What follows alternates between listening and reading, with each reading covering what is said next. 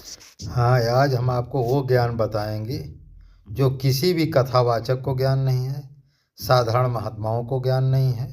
और ये ज्ञान केवल जो वर्तमान में जो है, माने संत भेष में तो या तो हमारे दादा गुरु परमहंस जो मलुक पीठ में रहते हैं उनको ज्ञान है, या तो मुझे ज्ञान है, या ऐसे कुछ हैं फक्कड़ महात्मा तो बहुत सारे हैं जिनको यह दिव्य ज्ञान है। लेकिन संत भेष में बहुत से कम संतों को यह ज्ञान है। कुछ हमारे गोकुल भवन के सिद्ध संत हैं, 2-3, उनको भी ये ज्ञान है। बाकी वर्तमान में किसी भी संप्रदाय और किसी भी पंथ में ये दिव्य ज्ञान लोगों के पास नहीं है। क्योंकि ये दिव्य ज्ञान हमको कहाँ से प्राप्त हुआ है, इसका हम आपको रहस्य बताते हैं।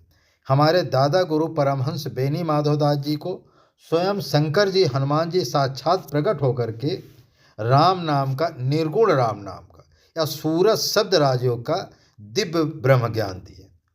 और उसके बाद हमारे दादा गुरु परमहंस श्री राम मंगलदास जी के पास यह दिव्य ज्ञान रहा। फिर यही दिव्य ज्ञान हमारे गुरुदेव परमहंस श्री गंगा रामदास जी महाराज जी के पास ये दिव्य ज्ञान रहा। उनके द्वारा ये ज्ञान हमको प्राप्त हुआ।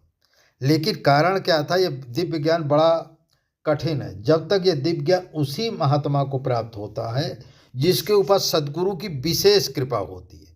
जब तक सद्गुरु की विशेष कृपा नहीं प्राप्त होगी तब तक अब ये दिव्य ज्ञान नहीं प्राप्त होता। क्योंकि कारण क्या होता है, ये दिव्य ज्ञान को प्राप्त करने के लिए सद्गुरु परीक्षा करते हैं। उस परीक्षा में जो कोई पास हो जाएगा उसी को सद्गुरु ब्रह्म ज्ञान देते हैं, दिव्य ब्रह्म ज्ञान देते हैं, राजयोग देते हैं, बाकी नहीं देते। क्योंकि इसमें कुछ भगवान भी कहते हैं ना, संत विशुद्ध मिले परते ही, राम कृपा कर चितवहीं जेहि। कहते भगवान, उनका कहना कि जब तक राम जी की विशेष कृपा जिस संत के ऊपर होती है उसी के ऊपर सद्गुरु कृपा करके ये ब्रह्म ज्ञान, माने अध्यात्म ज्ञान या ब्रह्म ज्ञान जो देते हैं। नहीं तो वर्तमान में ये ब्रह्म ज्ञान बड़ा दुर्लभ है।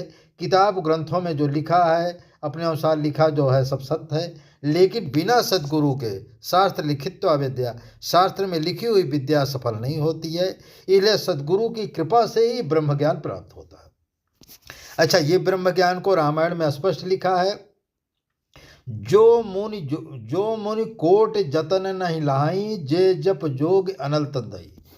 इस ब्रह्म ज्ञान को पाने के लिए कहते करोड़ों, जो मुनि कोट, जो ऋषि मुनि करोड़ों जतन करते हैं, करोड़ों जतन करते हैं, लाखों हजारों वर्ष की समाधि लगाते हैं, बड़े बड़े अनुष्ठान करते हैं, बड़े बड़े यज्ञ करते हैं, बड़े बड़े सत्यों का भंडारा करते हैं, यहाँ तक बड़े बड़े उपवास रखते हैं। और जप जोग अनलता नहीं, और करोड़ों माने 1-1 सवा लाख हनुमान राम नाम का जप करते हैं, जप जोग और योगाभ्यास करते हैं, 6-6 महीना की समाधि लगाते हैं, 10-10 साल तक की समाधि लगाते हैं, हठयोग की क्रिया। और जो मुनि कोट जतन नहीं लाए, जे जप जोग अनल तद। यहाँ तक कि ये ब्रह्म ज्ञान इतना दुर्लभ है कि शरीर को काट के जप जोग अनल तन दही, शरीर को काट करके अग्नि में आहुति आप डाल दो इस ब्रह्म को ज्ञान को पाने के लिए। तब भी भगवान कहते हैं कि मैं ये ब्रह्म ज्ञान जो है नहीं दे सकता हूँ। क्योंकि कारण है कि ये ब्रह्म ज्ञान मेरे पास है, लेकिन मैं किसी संत के माध्यम से देता हूँ और उसकी परीक्षा करता हूँ। जिसके ऊपर संत दया करते हैं, भगवान पहले राम जी की दया, फिर संत जी की दया, और फिर संत परीक्षा करते हैं।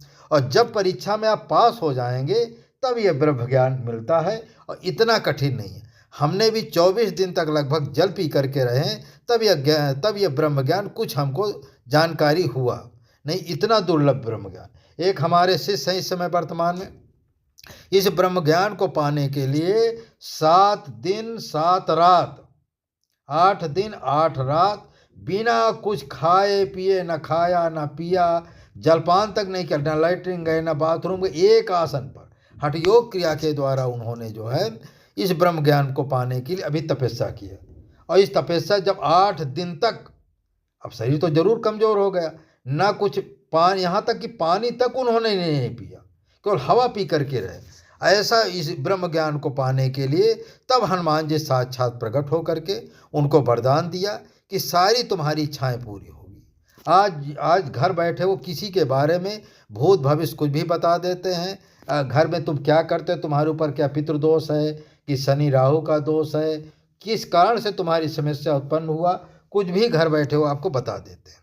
अब जाके उनको इतना ये दुर्लभ ब्रह्म ज्ञान है, और ये ब्रह्म ज्ञान इतना सरल नहीं है कि हमने 1 लाख राम नाम का जप कर लिया तो हमको हो गए। इसमें स्पष्ट लिखा है। अच्छा, जो महात्मा लोग या गृहस्थ लोग राम नाम का जप करते हैं वो कच्चा एक की पढ़ाई है, क्योंकि एक छोटा से बच्चा से कह दो कि भैया हम तुमको 10 रुपया देंगे, आप राम राम जपो, एक छोटा सा बच्चा भी बैठ करके राम राम जप लेगा। किसके लोभ में? पैसे के लोभ में। उसी तरह गृहस्थ लोग भी राम नाम का जप तो जरूर करते हैं। किसके लोभ में करते हैं? कि हमने राम नाम का जप करेंगे, हमारे पाप दूर हो जाएंगे, हमको स्वर्ग मिल जाएगी, हमारी कामना पूरी हो जाएगी। जैसे एक छोटा सा बच्चा 10 रुपया, 20 रुपया, 50 रुपया पाने के लिए राम नाम जप करता है, उसी तरह गृहस्थ लोग या संत लोग भी संसारिक चीज़ों को पाने के लिए राम नाम का जप करते हैं। लेकिन क्यों जप करते हैं? क्यों? ककाहरा वाली पढ़ाई, क्योंकि ककाहरा की पढ़ाई छोटी माने विद्या है। राम नाम का जो माने बैखरी वाणी है, इसको कोई भी जप कर सकता है। लेकिन इससे क्या है कि संसारिक कामनाएं तो पूरी हो जाती, बात सत्य है। संसारिक कोई भी कामना होती वो पूरी हो जाती। अर्थ धर्म काम, अर्थ धर्म काम तक ये माने राम नाम का 1 लाख यदि डेली राम नाम का जप करें, अच्छे सदगुरु से माने मंत्र दीक्षा ले लें, माने कोई भी कामना पूरी हो जाती है। लेकिन यदि कोई सिद्ध महापुरुष से, यदि देखो मंत्र वही है, मंत्र में कोई अंतर नहीं, चाहे 2 अक्षर का राम नाम लो, चाहे 4 अक्षर का सीता राम नाम लो, और जो खड़ाक्षर मंत्र होते मंत्र वही है, लेकिन बताने वाले की कीमत होती है। जो राम नाम को सिद्ध कर लिया, यदि वो राम नाम की दीक्षा देगा तो उसके राम नाम में ताकत और शक्ति होती है। उस राम नाम, उस उनके द्वारा दिया हुआ राम नाम को या सीता राम नाम को या खड़ाक्षर मंत्र को जो जपेगा, तो उसको 15 दिन या 1 महीने के अंदर ऑटोमेटिक कुछ चमत्कार होने लगेंगे।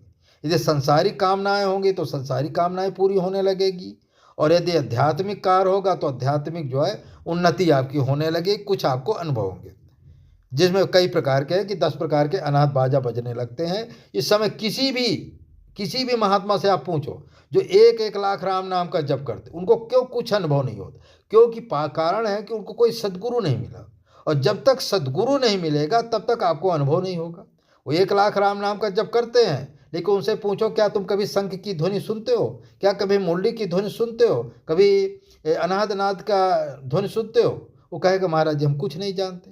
कारण क्या है? इसलिए नहीं जानता कि क्योंकि उसको सदगुरु मिला ही नहीं, और जब तक सदगुरु नहीं मिलेगा तब तक कुछ भी अनुभव नहीं होगा। देखो ठाकुर जी की थोड़ी बहुत ही अनुभूति सपना में ठाकुर जी दिखा देते, राम जी दिखा देते, हनुमान जी भी दिखा देते, इसलिए कि मैं हूँ, आप जो भजन कर रहे हैं ठीक है, लेकिन जब तक इसलिए दिखा देते तुमको विश्वास दिलाने के लिए वो सब कुछ दिखा देते। अच्छा, इसके जपने से आपको वैकुंठ भी मिल जाएगा, लेकिन भगवान राम जी नहीं मिलेंगे। देखो वैकुंठ और राम जी में अंतर है। वैकुंठ का मतलब होता है जब जीव वैकुंठ जाएगा, वहाँ 46 करोड़ वर्ष रहेगा, फिर मृत्यु लोक में आकर के मनुष्य शरीर पा करके फिर उसको भजन करना पड़ेगा। माने उसकी मुक्ति नहीं होगा। तुम सोच रहे हो हम राम नाम 1 लाख राम नाम का जप करेंगे हमारी मुक्ति जो है, मुक्ति नहीं होगी, गति तुम्हारी हो जाएगी। इसीलिए जो है सदगुरु जैसे कच्चा व्यक्ति, देखो किताबें वही हैं, कुछ हिंदी में है, कुछ इंग्लिश में है। जो हिंदी की किताब है वो आप जो है प्राइमरी स्कूल में कोई भी विद्यार्थी पढ़ लेता, उसमें माने उसका माने फीस भी ज़्यादा नहीं है।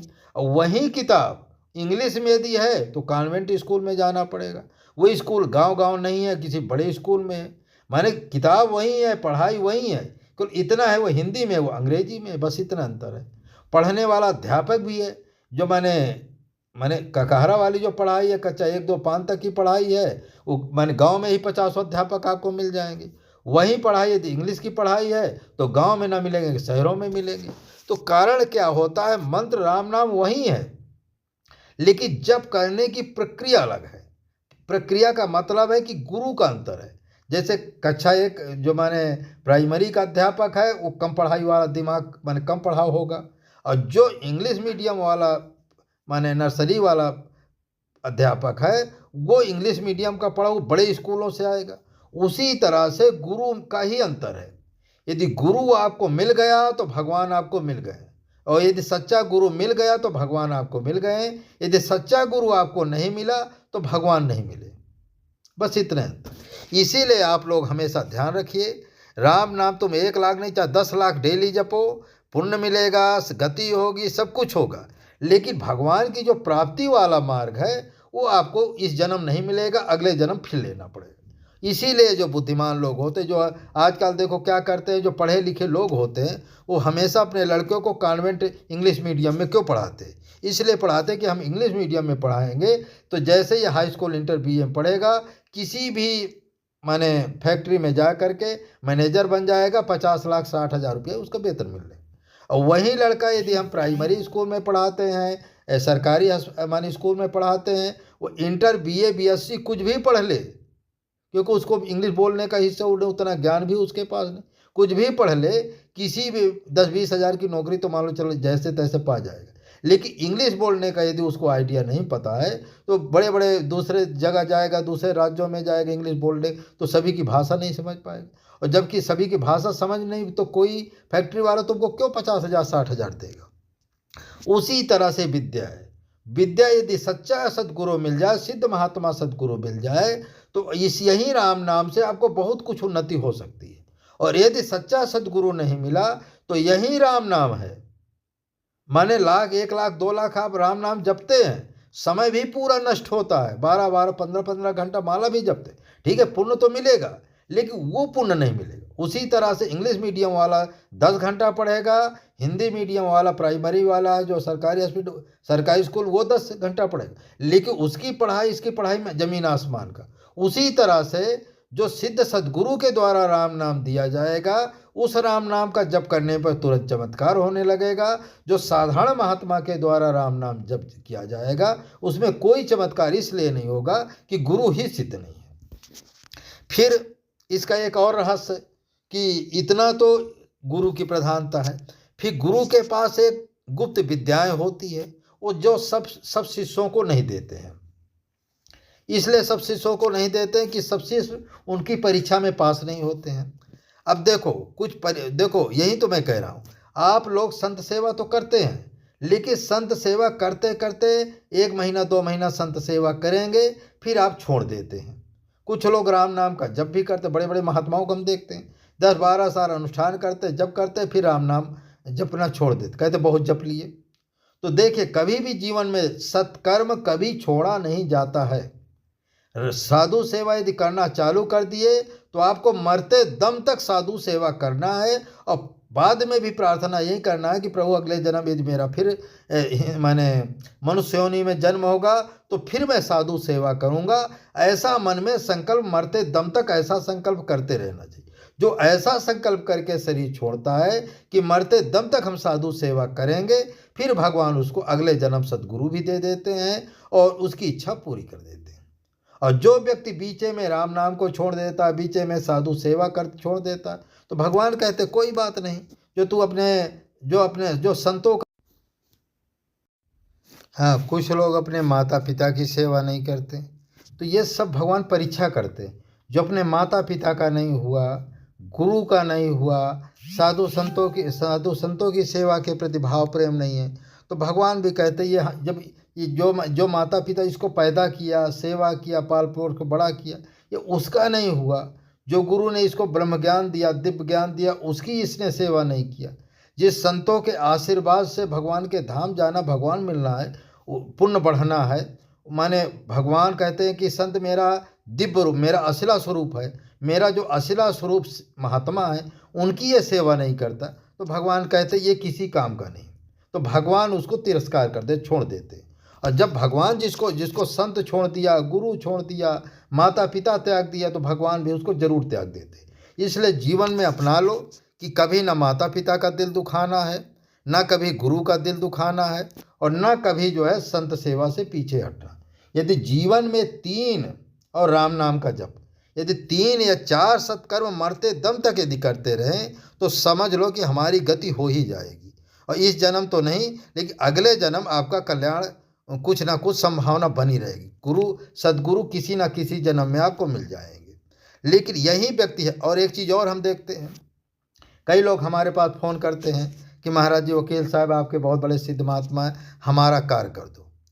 तो खैर वो करने को तो किसी का भी कर देते, गरीब का तो पैसा रुपया भी नहीं लेते, लेकिन अधिकतर वो वही भक्त उनके पास विशेष कर जा रहे हैं जिनको हनुमान जी स्वयं बंदर के रूप में या किसी पेड़ा के रूप में भेजते हैं कि चले जाओ वकील साहब के पास, वो तुम्हारा कल्याण कर देंगे। क्योंकि वो कहते हैं, हनुमान जी उस भक्त से कहते हैं कि वकील साहब हमारा ही स्वरूप है और हमारी ही शक्ति उसके पास है, यदि उसके पास तुम चले जाओगे तो आपके ऊपर भगवान की माने हमारी कृपा हो ही जाए। तो अधिकतर माने जो भक्त जा रहे हैं वो हनुमान जी कृपा से जा रहे हैं। इसलिए जो भी वकील साहब के पास आना चाहे, अपना कल्याण करना चाहे, तो हनुमान जी की कुछ दिन आराधना करें, हनुमान जी से प्रार्थना करें। यदि हनुमान जी से प्रार्थना करके आएगा तो हनुमान जी की प्रेरणा से आएगा, तब वकील साहब एक भी पैसा नहीं लेते। वैसे पैसा तो वो वैसे भी नहीं लेते, लेकिन कुछ उनकी परीक्षा इसलिए है कि वो ये जानना चाहते हैं कि आपका संत भगवान हनुमान जी उनको एक आदेश दिए कि देखिए कार्य आप सबका करिए, मना नहीं है, लेकिन यदि आप जो है बिना कुछ करे धरे करोगे तो आपकी तपस्या भी क्षीण होगी, सिद्धि भी कमजोर होगी। इसलिए जब किसी का पाप तुम लोगे तो तुम्हारा भी पुण्य क्षीण होगा। इसलिए लोगों से भंडारा करवाओ। जब वो साधु संत का भंडारा करेगा तो वो साधु संतों जो खाएंगे साधु संत, उनके पुण्य से उसका जो पुण्य भी बढ़ेगा और फिर तुम उसको आशीर्वाद दे दोगे, तुरंत उसका कार्य सिद्ध हो जाएगा। इसलिए हनुमान जी एक थोड़ा काम उसमें कर दिए कि आपको हनुमान जी का मंदिर के लिए और हनुमान जी के भंडारा के लिए कुछ ना कुछ भक्तों से आपको सहयोग लेना। ठीक, अपने लिए मत लो, लेकिन संतों की सेवा के लिए संतों का भंडारा वो कराए, कुछ हनुमान जी के मंदिर के लिए सहयोग करेगा तो उसका पुण्य बढ़ेगा। और जब पुण्य बढ़ेगा, अच्छा हनुमान जी कह रहे यही हमारी परीक्षा भी है। और यदि साधु सेवा में उसका मान भाव, साधु सेवा में लग गया मन, भंडारा में सहयोग किया या मंदिर में सहयोग किया, तो हनुमान जी कह रहे यही हमारी परीक्षा है, फिर उसका 100% आप कार्य सिद्ध कर देंगे। चाहे उसको पितृदोष हो, चाहे शनि की बाधा हो, या कैसा भी भूत प्रेत तंत्र मंत्र भयानक संसार में कहीं भी ठीक ना होता हो, कोई भी ऐसी समस्या, सीधा रविवार को हमारे यहाँ जा चित्रकूट धाम में। ये हमारा जो है 80 85 51 19 40 ये हमारा फ़ोन नंबर है, व्हाट्सअप नंबर। अच्छा फ़ोन लो, आप लोग फ़ोन ना करें, व्हाट्सअप में लिख कर के दे दें कि हमको वकील साहब से अपनी समस्या का समाधान करना। तो वकील साहब हमारे हर रविवार को आते हैं आपकी समस्या जब आए। लेकिन हाँ ये ध्यान रखो, चित्रकूट में जब आओगे तो आपको चित्रकूट में एक भंडारा निश्चित करना पड़ेगा। जब तक भंडारा नहीं करोगे तब तक वकील साहब जल्दी सुनते नहीं। तो इसलिए आपको चित्रकूट में एक भंडारा की व्यवस्था करके आना है साधु संतों का, कम से कम 100 महात्मा को भंडारा आपको करना पड़ेगा।